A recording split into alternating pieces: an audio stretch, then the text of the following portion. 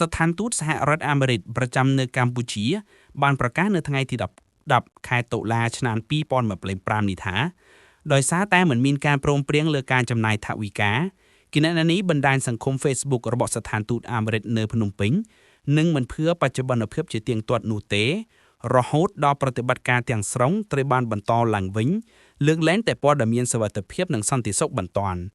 នៅពេលនេះសេវាកម្មលិខិតឆ្លងដែននៅទីធ្លាការនានាដែលបានណាត់រួចស្ថានទូតអាមេរិកភ្នំពេញនឹងបន្តដំណើរការដោយស្ថានភាពអនុញ្ញាតបានរីឯនៅទីក្រុង Washington វិញអាមេរិកត្រូវតែបង្ខំជិតបិទដំណើរការរដ្ឋាភិបាលមួយក្រាក់សិនមានន័យថាមន្ត្រីបម្រើការនៅតាមក្រសួងមន្ទីរនានាអាចឈប់សម្រាកមិនទៅធ្វើការឬទៅធ្វើការដោយមិនទទួលបានប្រាក់ខែព្រោះរដ្ឋាភិបាលអស់ថវិកាជាតិសម្រាប់បែកឲ្យពួកគេតទៅទៀតហើយស្ថានភាពនេះកើតឡើងបន្ទាប់ពីសមាជិកសភារបស់គណបក្សសាធារណរដ្ឋនិងគណបក្សប្រជាធិបតេយ្យមិនអាចនិយាយត្រូវរើគ្នាទៅលើការអនុម័តកញ្ចប់ថវិកាជាតិសម្រាប់ប្រើប្រាស់បញ្ហានេះប៉ះពាល់ការបំពេញការងាររបស់រដ្ឋាភិបាលនៅខែតុលា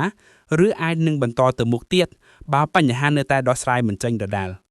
រដ្ឋាភិបាលអាចនឹងមិនបើកប្រាក់ខែសម្រាប់មន្ត្រីបម្រើការនៅតាមស្ថាប័ននេះរដ្ឋប្រមាណ8សែននាក់ឬស្មើនឹង